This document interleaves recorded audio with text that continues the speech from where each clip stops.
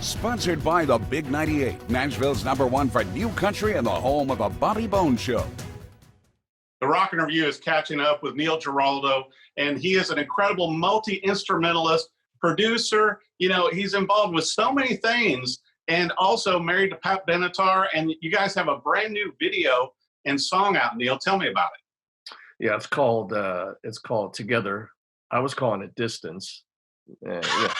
I mean, it's two titles, you know, but yeah. But anyway, it was, you know, certainly was inspired by the COVID-19 and right. All the heartfelt moments that these poor people have to endure and separation and stuff. And it just came about. And, you know, I've always had a studio in my house, every house that I've lived in, you know, since 1980, maybe. So, you know, I just went in the studio and we talked about it. We started writing it. And the most important element is certainly the subject and, you know, the words and everything else. Right.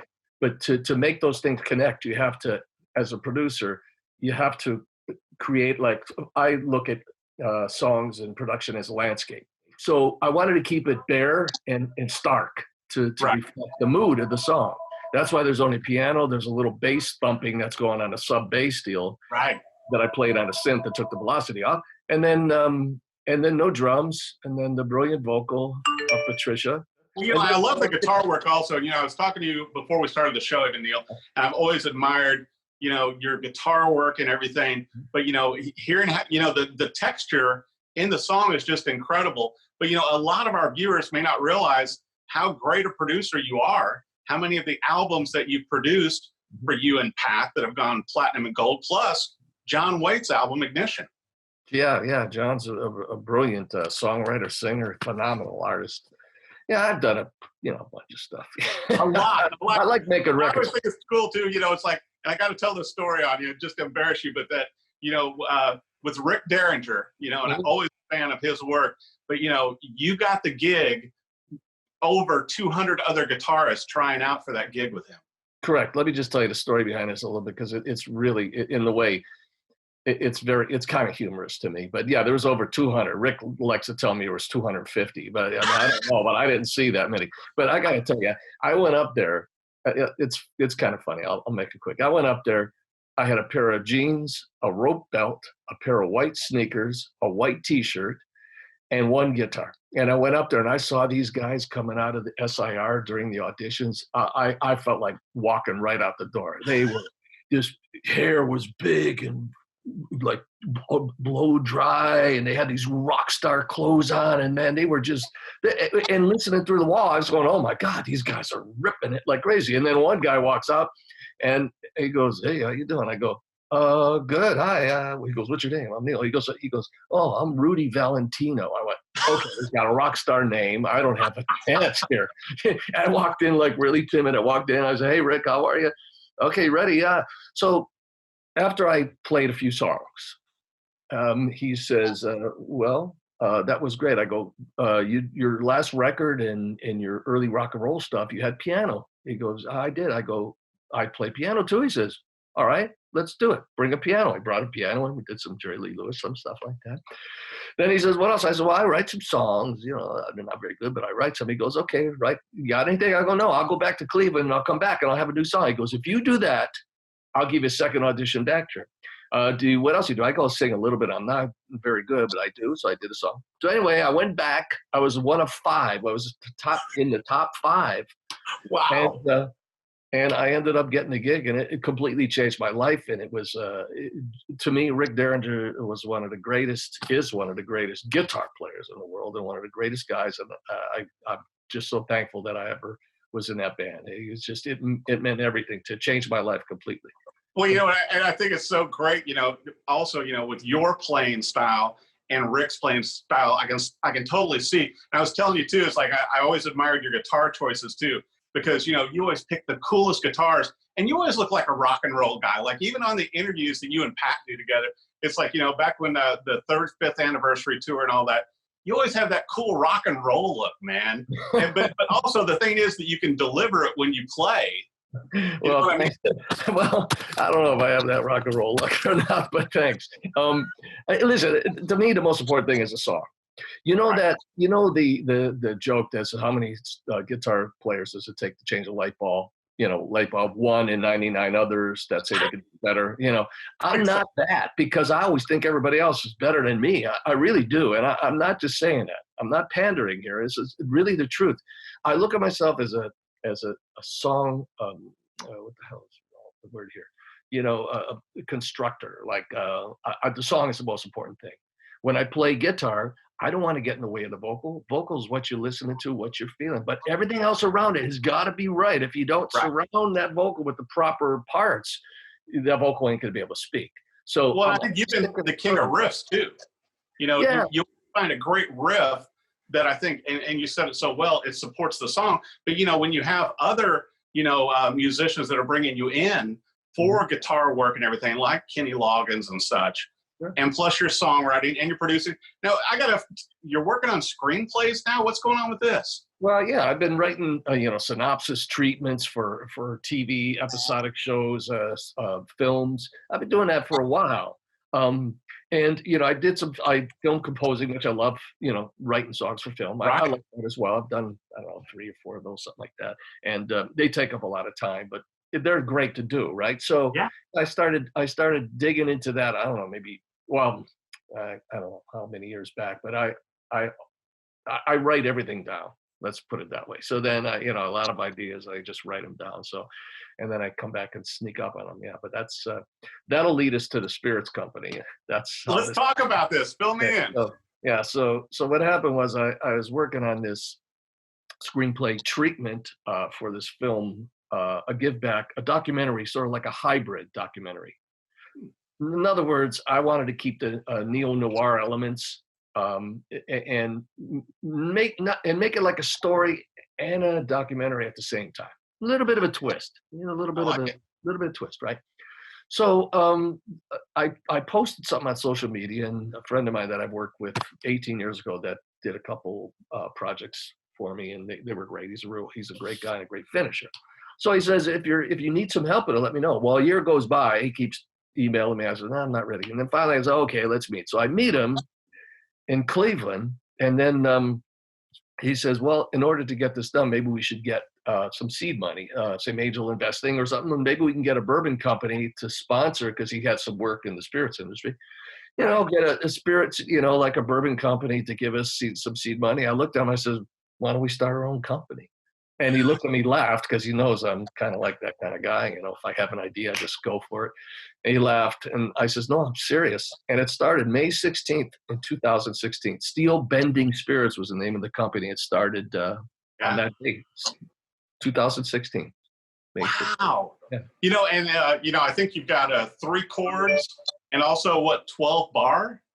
Yeah, I have three chord, no S. So yeah. So in other words, I tried to get a name for it, and I tried really hard, and I was really getting depressed. At one time it was Steel Bending Bourbon, and that was the worst name I could possibly come up with. I mean, it's metal. It's going to taste like metal, and so finally, I was lucky enough to get 3 chord, and then everybody knows the 3 chords and the truth. The mantra, the saying that goes in life for us musicians.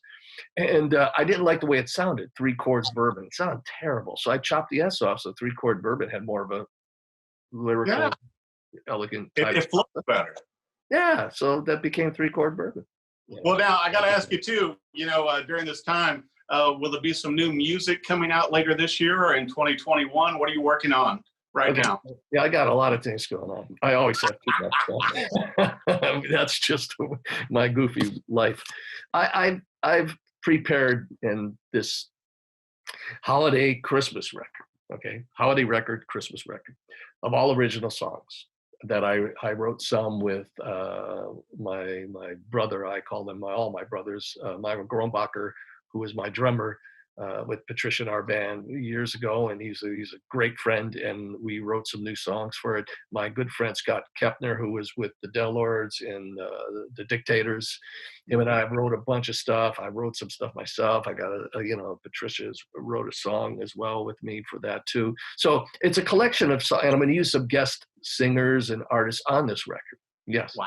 So what I wanted it to do, I wanted it to be like a Phil Spector presents, right? So it's going to be not Phil Spector, it was going to be me.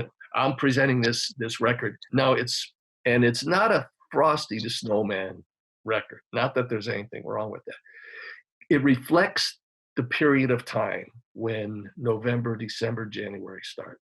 You know how everybody's lives, they transform into something, right? New Year's, you wait for a new beginning. And during the December months, you have December, you have relationships that fall apart. You have relationships that get stronger. All those emotions, so, and songs are written especially for that. So instead of it being like a sort of holiday Christmas record, it's a theme-based record of that period of time of the year. And there's some really cool stuff. Yeah, so I've been working on it for a couple of years, and this year I have to finish it because this is the year it has to happen, right? So I got that going. Sorry? Well, now, for our viewers, where should they go to your website, to your social media, everything else? Where's the best place? Where you can go look. You could go to threechordbourbon.com. You can also go to Facebook, Three Chord Bourbon Facebook page. You can go to the official Neil Giraldo Facebook page. Now, the reason I have a page like that is I direct it more towards musicians, and I talk about other musicians and people like that, versus more of like a, not political, but not like, it's more professional based. Okay, so that's the official Neil Giraldo page. Yeah. And then I have a website that people from the Spirits Company have been helping me build. So that's going to be coming out soon too. That'll be probably Giraldo Music or something you could go to. So that'll do all kinds of stuff. Then I got a podcast I'm doing with a good buddy of mine, this comedian, which is going to be super fun. He lives in Nicaragua. So he's going to be in Nicaragua. Yeah, and I'm going to be in Southern California. What's the name of the podcast? We don't have a name yet. We have 200 names, and we can't come up with the right name yet because we want it to be. We'll have guests on 3. The number 3, always 3, only 3. One guest plus my friend John DeBellis and myself. I like the number 3. So when I get the name, I'll let you know. You don't have to. I could totally see that. It's like, you're one of those guys that's so creative. You always need another outlet. But I mean, it's like with your music, and how you've, starting from such a young age, playing music, playing with your uncle, to the great career you have now, and it keeps going, and you keep doing more. Yeah, but you have 1 year on me. You started when you were 5 years old. Ah, I heard that. Yeah. Now I started at 6. But I think you've done a little better. No. The thing I admire about guitar players like yourself and people that commit themselves to the guitar extremely focused is that they really dig deep into the instrument. As a guitar player, not that I didn't dig deep into it, but piano got in there when I was about 11 years old. Right. And the whole song structure idea pushed me a little bit away from really studying guitar. So when I'm playing guitar, it's not like some of these great players. Timmy Pierce is a good buddy, actually, and a great guitar player, a session guy, phenomenal, right? Oh yeah. And actually, he played on the John Waite record that I produced. I think that was his very first gig that he had. Wow. Yeah, and he's just a great player, and he commits to that instrument so great. I didn't do that. I pushed it aside for other things like songwriting and piano and things like that. So, but like yourself, you're deep into it. These, like you and Timmy, these guys, and I admire that about guitar players that do that. I really do. Well, I'll tell you what, it's so great catching up with you. Thanks for taking the time. Congratulations, on Three Chord, on everything else you got going with Together. Looking forward to hearing the Christmas album and the new podcast coming out this year. Yeah, and then there's some other projects we didn't get to, but they'll be coming I'll out. tell you what, we'll have to do another interview then. Let's do it. Yeah, heck yeah. I'm ready. Well, Neil, thank you so much for joining the Rock Interview today. Thank you, Eric. Thanks for having me. Sponsored by the Big 98, Nashville's #1 for new country and the home of the Bobby Bones Show.